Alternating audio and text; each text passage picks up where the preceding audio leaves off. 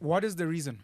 We hear about Jewish accountants and Jewish bankers. What is it about medicine and maybe also pharmacy that attracts Indian students and Indian people towards it? Do you have any idea? Okay. So I'll explain this in the way I perceive it in my own home, and then maybe we'll extrapolate based on the culture. Sure. I think the one main aim in an Indian family where they find liberation is in being your own boss. Okay. And whether that's opening a business, which is what we do, a lot of us open a business and thrive in that manner, or going into a trade or an industry where there's an opportunity for you at least to be your own boss. And I think that is ingrained in the culture, in that if you want to be successful, you have to be free. And how can you be free? Because we live in a capitalist society. Correct. We need money.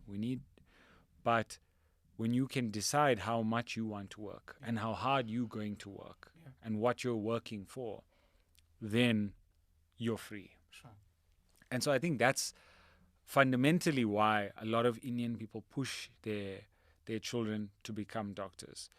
It's that, and it's also the status, I suppose, that comes with it. Sure. It's historically always been something that's very difficult to get into. It is a very difficult degree, and they are competitive in that nature. Yeah.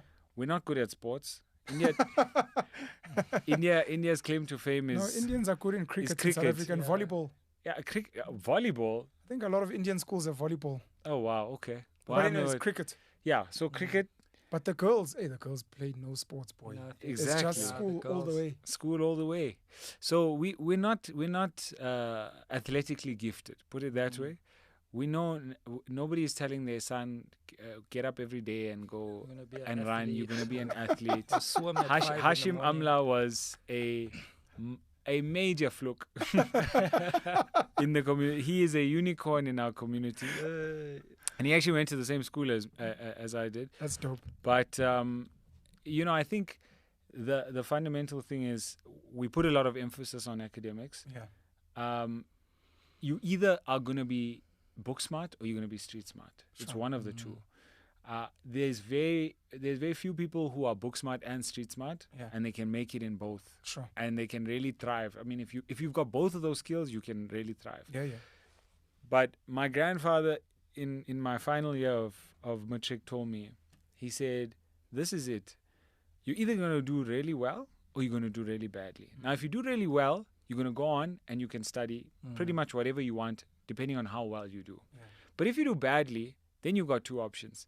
Either you're going to go work for somebody else or you're going to work for yourself. If you work for yourself, you could become extremely wealthy. You could make it out and open your own business, and you'll go through a lot of struggles and a lot of difficulties and a lot of uncertainty, but maybe you might make it there. Sure. But he's like, if you have the ability, go ahead and be smart.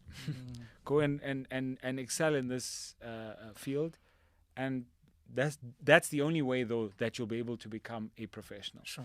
And so being a professional, I think it guarantees you an income. Yeah. No matter what, you'll be able to find a job somewhere, somehow. Sure. Maybe not in this country. But somewhere. Somewhere, somehow. Because you have a high demand skill. Exactly. Yeah. In whatever profession you do choose. And the emphasis is always on let's get to a point where us as a community, us as a society are safe. Are safe financially. And even growing up, my grandfather comes from 7 siblings.